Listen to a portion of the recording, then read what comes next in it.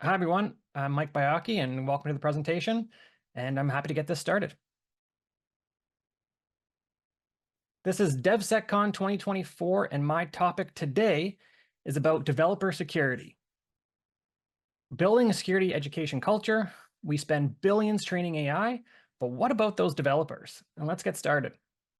So as I said, I'm Mike Bayaki. I am in the security education space. I've been here for many years, and I'm excited to talk about developer education and sort of the lack of security the lack of security education that some developers have.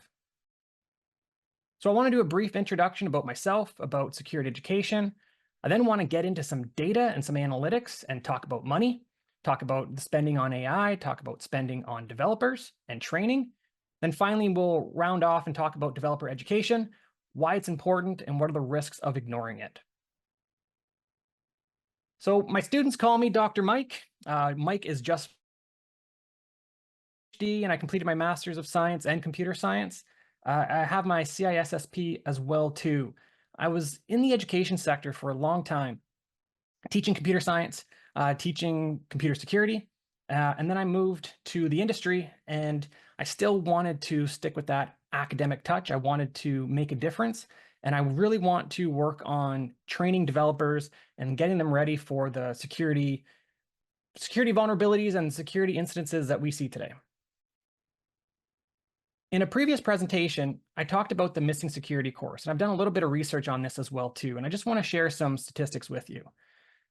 13% of the top Canadian universities require a computer science, 13% of the top Canadian universities require computer science students to take a security course.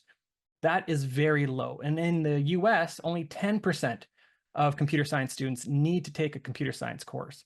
Now, in the US, 100% of those universities offer a security course, but not a lot of them require it.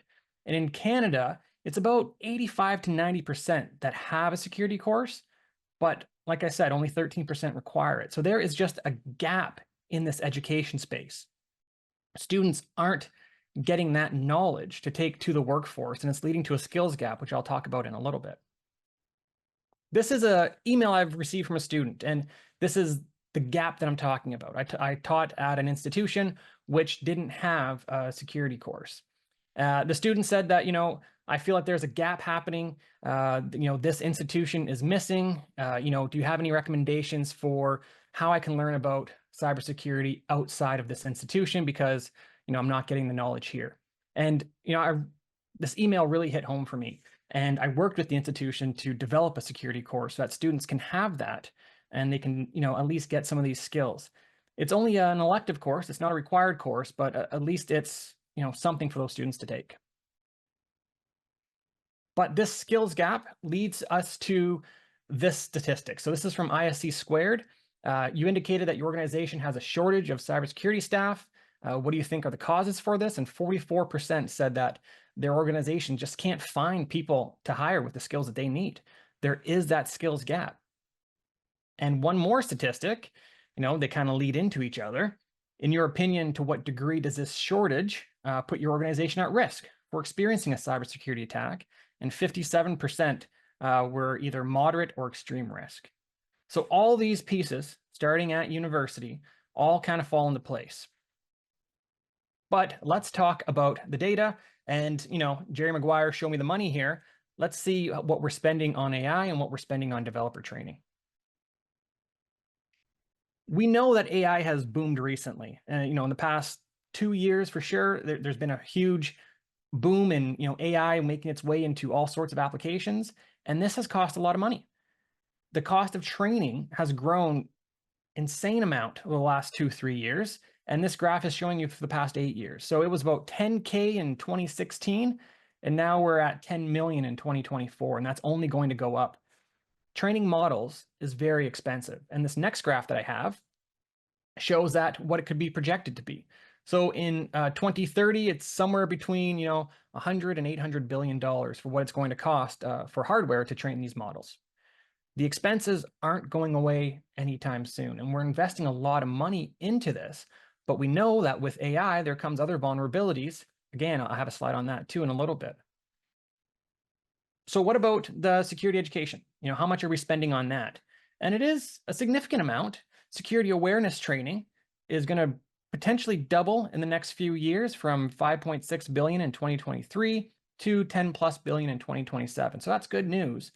But security awareness training is a little bit different than developer security. Security awareness training, you've maybe taken this at your place of work for compliance. You've learned about phishing, you learn about ransomware, how to make a strong password, all great knowledge and great stuff. But developers, they need different training.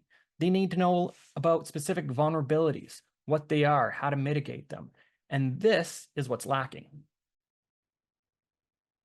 Surprising here, the total expenditures for training has actually dropped from 2021 to 2023. You can see on this graph, all companies, so just taking an average, it's gone from 1,000 to under 1,000 from 2021 to 2023. We can see with small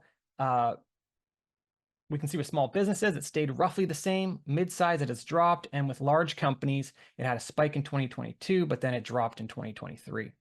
So we're not spending as much per employee on training as we were before. So what's the summary just on these few slides before I get into developer education? Well, students should be taught computer security, and they're not. And if they do have it at their institution, it's not necessarily required. This leads us to developers. They should know about computer science security, but they don't necessarily have that skill set from the education they received. And then training budgets are getting smaller. So we have, a good summary here of what that gap is and what the problem is, which hopefully leads us nicely into this next section of lack of developer education. Two major risks today. One, they write insecure code. So developers are making mistakes. They don't know about all the latest mitigation techniques, and the code that they write is insecure. Then that somehow finds its way into production. Or number two, AI is generating insecure code. Again, the developer is prompting some AI engine to produce some code, but they don't have the knowledge to verify if this code is correct or not. Then that code is assumed to be correct or assumed to be secured, and that makes its way into production. So those are the two major risks today of this lack of security education that developers have. The question that I've been asking myself, what am I doing about this? I've been trying to help solve this problem. So I've been working with institutions. I've been trying to combine my experience and my security skills. Right now, I'm working with Sneak for developing Sneak Learn and trying to get security education out there free for people to make sure that developers have the resources to learn more about security and to learn more about vulnerabilities. But the question that you might have is, what can I do about it? Or, me looking at you, what can you do about it? Well, one thing is to help bring academia and industry close together. I think especially with computer science, if you have a local university or a local college, you can work with them, try to help them develop curriculum from an industry perspective. What skills do you want students to have, or what skills would make students more hireable? That would be a great starting point.